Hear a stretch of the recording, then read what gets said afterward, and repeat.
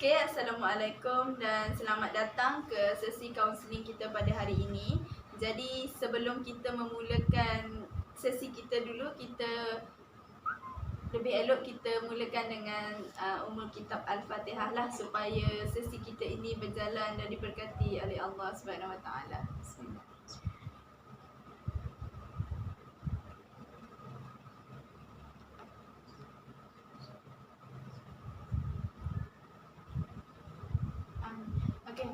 Sebelum tu saya perkenalkan diri saya dululah. Nama saya Wafa Marhaiza binti Razak. Awak boleh panggil saya Cik Wafa ke Cik Wafa, Cik ke, ikut keselesaan awak lah. Saya panggil Cik Wafa. Okey, Cik Wafa pun boleh. Jadi awak dari mana ni? Saya dah kerja, lepas tu saya terus tinggal kat sini. Oh ya ke? Jadi awak dah makan ke belum ni? Belum lagi. Oh belum. Jadi awak nak suruh saya beri laluan untuk awak makan dulu ke macam mana? Tak apalah, saya dah biasa makan lambat. So, lepas ni saya pergi makan lah. Okeylah. Ke awak diet ni? Tak adalah, tapi diet juga sikit-sikit. Oh, diet juga. Jangan lupa makan ya. Kesihatan tu jangan lupa jaga. Okey, jadi seperti yang awak tahu, saya merupakan kaunselor awak pada hari ini. Okey, nama saya awak dah tahu. Sekarang giliran saya lah pula untuk tahu nama awak dan latar belakang awak. Nama saya Mutia Sobeha binti Razak. Umur saya 25 tahun. Saya berasal dari Kelantan. Saya dah berkahwin. Dan saya mempunyai seorang anak lelaki. Anak lelaki. Umur berapa? Sekarang ni setahun 8 bulan. Oh ya. Lepas tu sekarang ni saya bekerja di Kencana Panway. Oh, Kencana Panway yang dekat Teluk Kalong tu ke? Situ. Oh ya, okey. Saya pindah kat sini lah untuk kerja. Oh, Awak kenal ke Sapura Teluk Kalong tu? kenal lah juga sebab dulu saya pernah ikut ayah saya pergi hantar kakak saya pergi kerja sana. Sekarang kakak saya dah tak bekerja lah, dekat sana dulu. Oh, okey. Okey, tadi Tia cakap Tia dah berkahwin dan asal Kelantan ya? Ya, saya. Datang sini ni ikut suami ke macam mana? Tak adalah ikut suami juga. Saya habis belajar, terus saya daftar kerja kat sini. Lepas tu saya pula kahwin dengan orang Terengganu. Jadi saya stay sini je lah. Oh, patutlah. Jadi berapa lama tu Tia duduk dekat Terengganu ni? Lebih kurang 5 tahun. Oh, 5 tahun. Lama lah juga kan? Lama lah juga. Okay, jadi Tia dah jumpa belum keselesaan dekat Terengganu ni? Alhamdulillah dah jumpa. Orang-orang Terengganu ni semua baik. Ya, Alhamdulillah. Jadi kita boleh mulakan sesi kita? InsyaAllah boleh. Okey, jadi sebelum tu saya nak tanya Tia lah. Tia faham tak apa itu maksud kaunseling? Okey, apa yang saya faham lah tentang kaunseling ni dan melalui kawan-kawan saya juga, diorang suggestkan saya. Okey, kaunseling ni ibarat tempat kita luahkan perasaan ataupun kongsi masalah-masalah kita supaya masalah kita ni dapat dikurangkan lah. Maknanya tak adalah sangat membebankan bagi saya. Jadi dengan kehadiran saya sini ni, saya harap pihak kaunseling bolehlah guide saya untuk untuk selesaikan masalah saya. Okey, betul apa yang Tia cakap tu dah betul. Di mana kaunseling ni dia merupakan proses perhubungan bersemuka antara klien dan juga kaunselor. Jadi hari ini saya sebagai kaunselor dan Tia juga sebagai klien. Di mana kaunselor ni dia berperanan untuk macam menyelesaikanlah masalah klien tersebut. Macam mana kita orang mencari jalan untuk menyelesaikan sesuatu masalah itu dengan klien tersebut. Okey, jadi Tia jelas ke dan faham setakat ini? Alhamdulillah setakat ini jelas. Okey, jadi seterusnya boleh saya terangkan dengan etika sewaktu kaunseling berlangsung? Okey, boleh. Okey, yang pertama saya akan terangkan etika masa yang mana sesi kaunseling kita akan berlangsung selama 30 hingga 45 minit. Oh, lama lah tu. Ya, lama sebab bukan senang untuk kita mencari jalan penyelesaian terhadap sesuatu masalah yang dihadapi oleh klien tersebut. Jadi jika Tia rasa sesi itu terlalu lama, Tia boleh kita boleh lakukan sesi di hari yang lain. Tak apalah, kita teruskan je. Okey. Jadi Tia jelas setakat ni. Jelas. Okey, seterusnya saya akan jelaskan etika kerahsiaan yang mana apa sahaja yang Tia ceritakan pada saya pada hari ini itu akan menjadi satu rahsia antara kita berdua sahaja, di mana saya sebagai kaunselor tidak berhak sama sekali untuk menceritakan identiti Tia terhadap sesiapa sahaja. Okeylah kalau macam tu, sebab saya pun malu juga kan kalau nak bagi tahu dekat semua orang, maknanya dengan je lah. Yelah. Kita berdua je.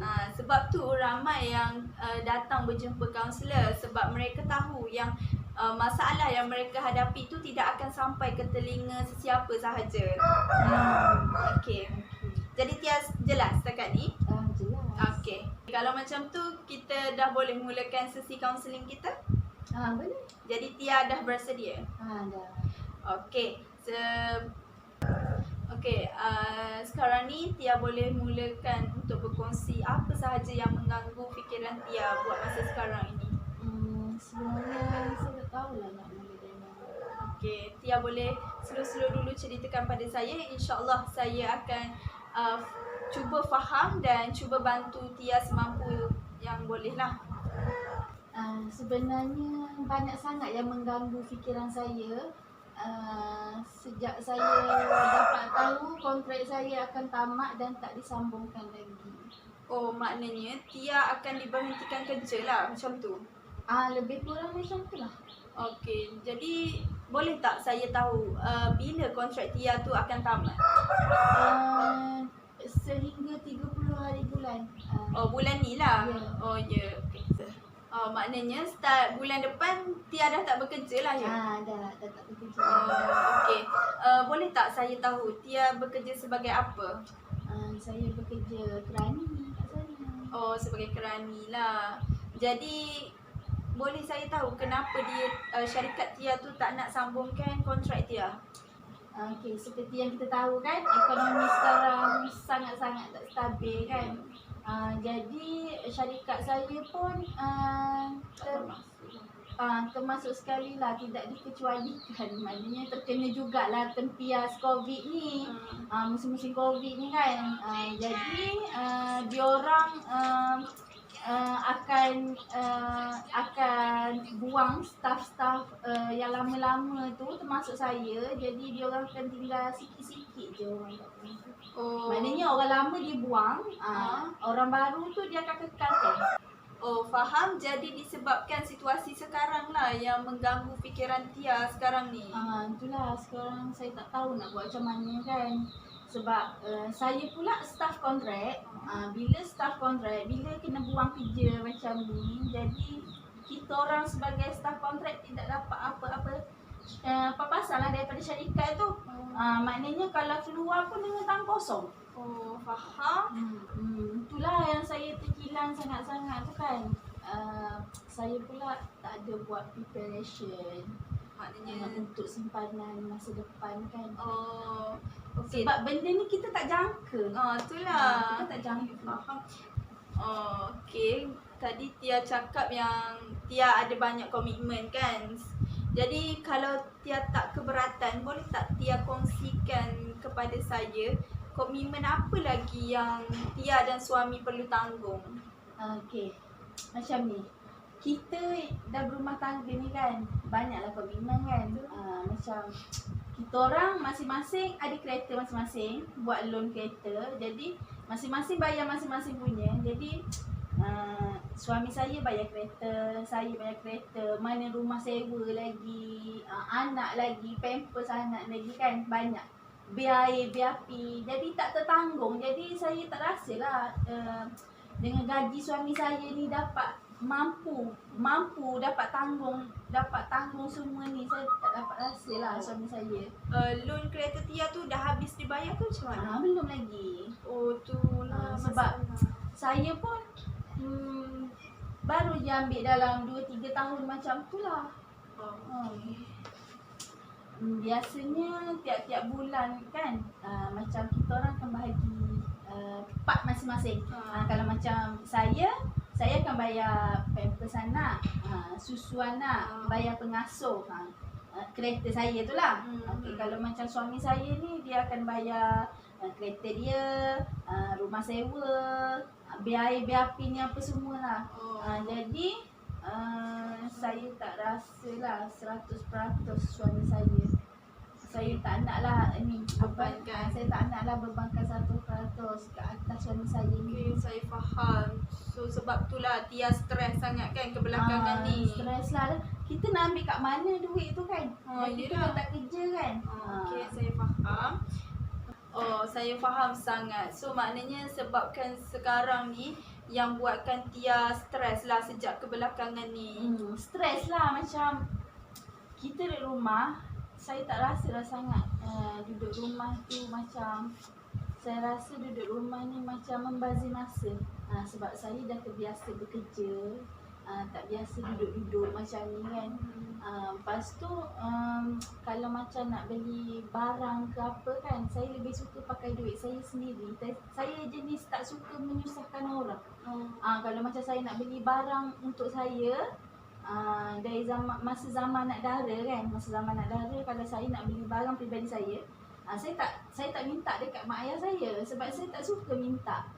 Saya suka macam okey lah, aku beli sendiri, macam tu. Lepas tu bila dah kahwin ni, saya pun tak adalah suruh suami beli apa-apa untuk saya kan. Dan saya dah bekerja, saya ada duit, saya beli.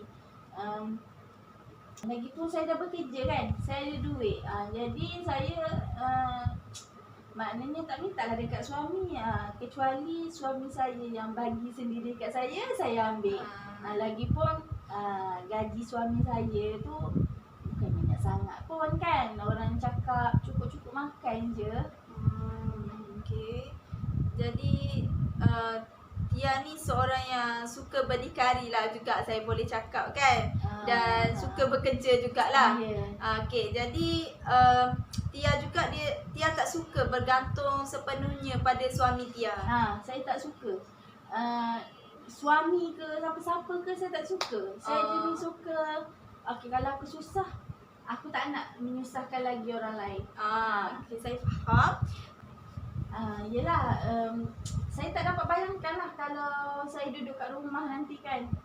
Makin lama, makin terkurung, makin jadi stres. Apa orang cakap, minda tak terbuka. Nak bila dah ada anak ni kan, faham je lah. Kalau ada anak lelaki, nakal dia tu macam mana kan. Yelah, saya pun ada anak buah kan. Nakal dia lain macam. Itulah. Okay.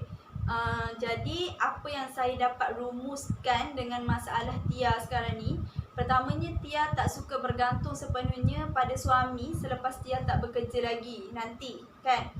Dan Tia pun ada komitmen sendiri, iaitu loan kereta Tia lah sekarang.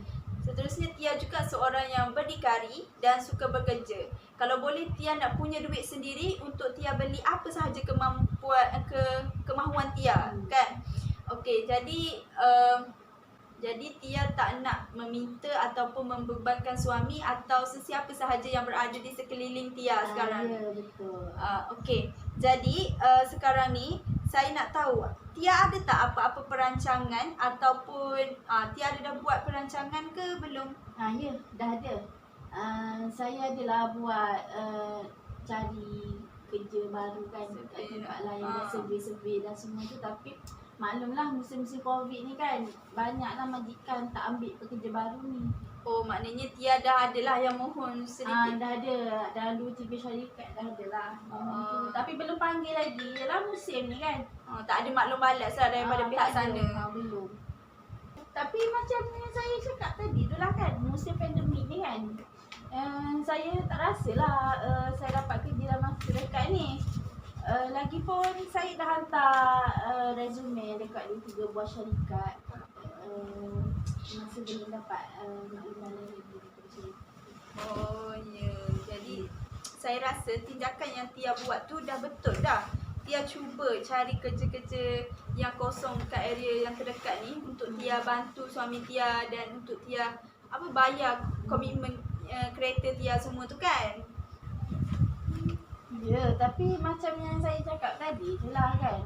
Nak dapat kerja dalam masa terdekat ni memang susah lah. Musim ekonomi ni kan, nak tunggu ekonomi stabil ni lambat lagi. Jadi saya pun rasa saya dan suami pun memang akan datang masalah masa depan. Yelah, saya faham situasi yang awak alami sekarang ni sama dengan situasi yang kawan saya hadapi sekarang. Dia pun hilang kerja sebabkan COVID kan. Lepas tu dia pula anak sulung, jadi selama ni dia yang tanggung ubat-ubatan mak ayah dia, adik-beradik dia sebab mak ayah dia tu memang dah tak boleh bekerja dah. Jadi dia terpaksa tanggung semua tu. Jadi bila dah hilang kerja ni, jadi macam susah lah dia kan. Jadi saya rasa dengan apa yang dibuat sekarang tu, saya rasa bolehlah sedikit bantu Tia dengan suami kan. Jadi Tia nak tahu tak apa yang dia sedang buat sekarang ni? Nak tahu jugalah apa yang dia buat tu. Mana tahu kan kot saya dan suami boleh jana pendapatan macam dia juga kan. Baiklah, saya bolehlah nak bagi cadangan yang apa yang dibuat kawan saya buat sekarang tu kan. Jadi Tia akan duduk kat rumah sepenuh masa lah kan lepas ni? Ya. Sepenuh masa lah duduk kat rumah. Cadangan yang saya bagi tahu ni sangat-sangat sesuai lah untuk suri rumah yang tak bekerja. Saya cadangkan Tia buat bisnes online sebab cara ni lah yang kawan saya bagi tahu dekat saya. Dia tengok dia tengok pun masa mulanya dia tengok orang-orang duk posting pasal niaga ni kan. Lepas tu dia cuba jadi dropship dulu ke, dia cuba. Lepas tu dia cakap sekarang ni, hari tu saya tanya, dia cakap sekarang ni dah fully business dah sebab dia dah nampak hasil niaga dia tu. Hasil niaga dia tu macam lebih elok daripada dia bekerja sebelum ni. Bagi saya cadangkan Tia jual apa yang Tia minat. Macam contoh Tia minat kepada fashion. Jadi Tia bolehlah jual tudung ke, baju ke, macam tu. Jadi boleh tak saya tahu Tia ni minat ke arah apa? Macam makanan ke, fashion ke? Kalau saya lah kan, saya kan suka makan kan. Jadi saya lebih minat ke arah makanan lah kot. Baguslah macam tu Tia sebab maknanya Tia pandai lah masak kan? Tak ada pandai sangat, boleh lah sikit-sikit tu kan. Nak cakap macam ke taraf-taraf chef tu tak ada lah. Kalau bagi saya lah kan, Tia cakap Tia suka makan, Tia pun pandai juga masak kan. Boleh buat kuih simple-simple pun jadilah kan. Jadi Tia boleh sangat dah tu buat kuih ke. Sebab apa? Kalau pengalaman saya lah kan, sebelum ni saya ada jual lah, saya ada jadi dropship dalam makanan. Jadi sebenarnya saya pun tak minat sangat macam nak jual-jual makanan ni pun. Lepas tu bisnes saya tu dia jadi macam tak aktif. Saya macam malas, saya nak promote pun jadi macam tak ada mood. Jadi sekarang ni saya ni jugalah aktif lah juga. Saya cuba cari minat saya.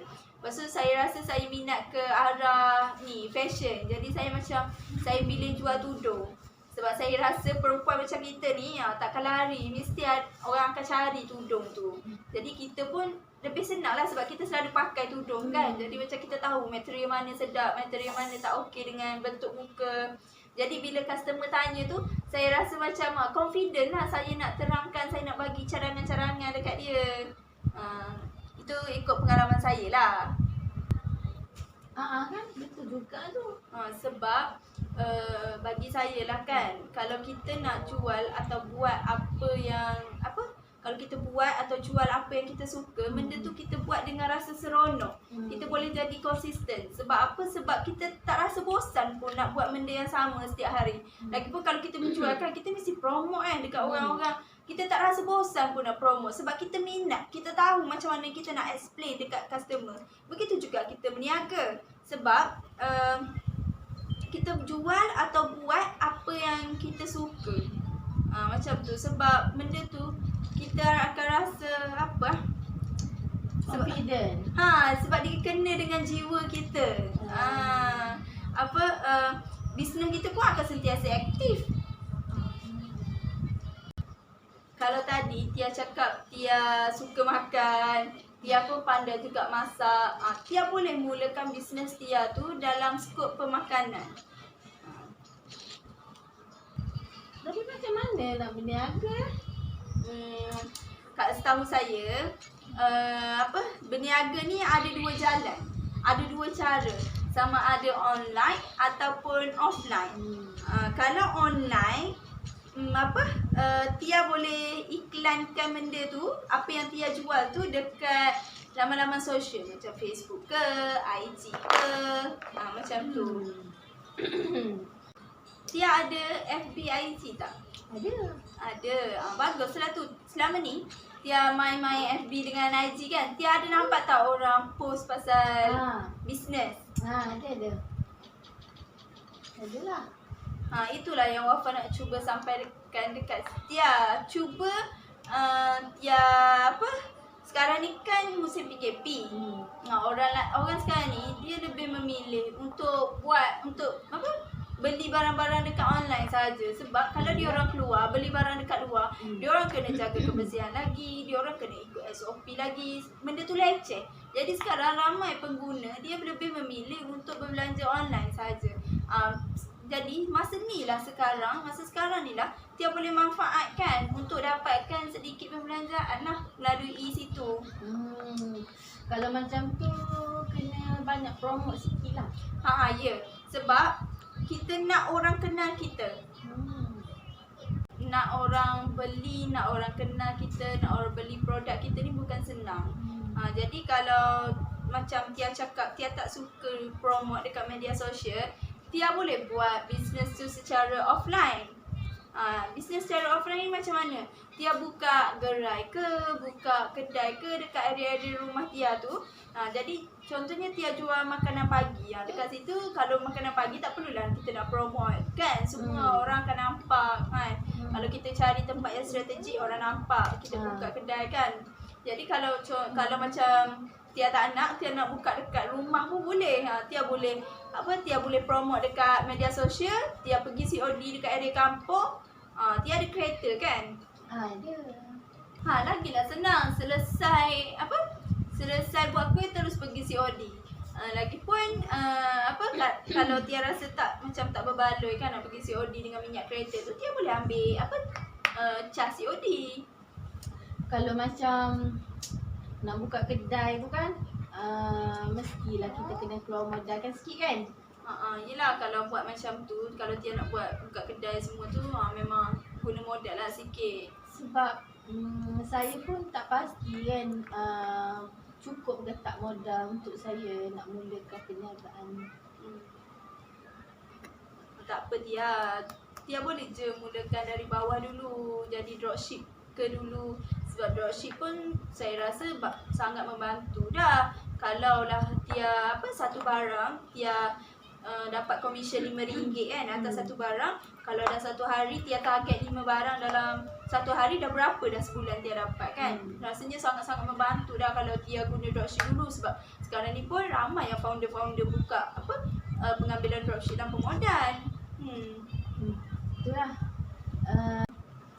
Iyalah, saya kena balik bincang dulu lah dengan suami macam mana kan. Itulah, saya hanya bagi cadangan. Tu hanya cadangan saja. Kalau Tia macam tak mampu nak buat ke, Tia tak boleh nak buat ke, Tia boleh je cuba benda lain.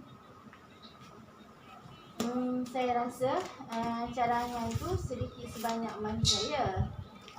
Bila saya fikir balik kan, jadi saya cuba untuk buat bisnes dulu. Saya balik nanti nak cuba bincang dulu dengan suami, nak buat offline ke online. Kalau macam offline saya nak buat kuih, nak pergi COD lah. Kalau macam online saya cuba jadi dropship dulu lah. Awak boleh cuba dululah. Jadi dia macam mana? Jelas tak apa yang saya bagi tahu setakat ni? Sangat-sangat jelas. Fikiran saya pun tak adalah serabut sangat kan macam sebelum ni. Saya rasa cadangan tu bolehlah membantu saya. Alhamdulillah, saya hanya bagi cadangan saja. Tu pun hasil daripada pengalaman saya sendiri dan pengalaman dari kawan saya cuba share dekat Tia. Mana yang saya boleh bantu, saya bantu je Tia.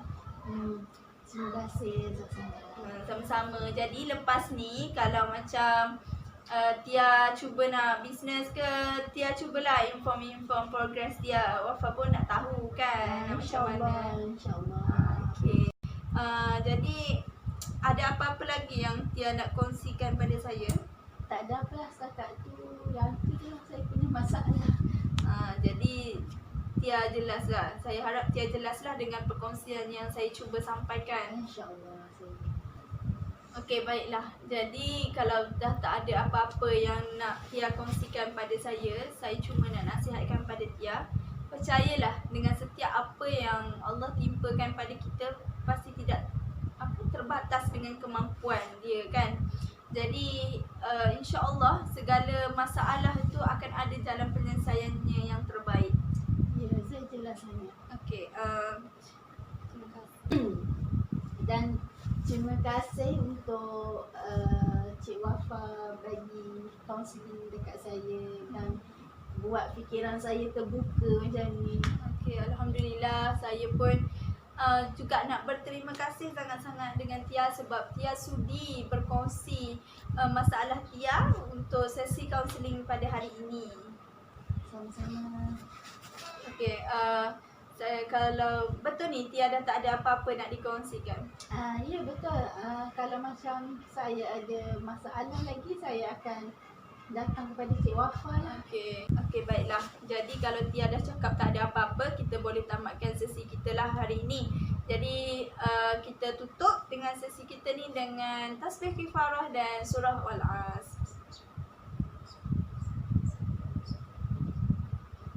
Okey, terima kasih Tia sebab sudi.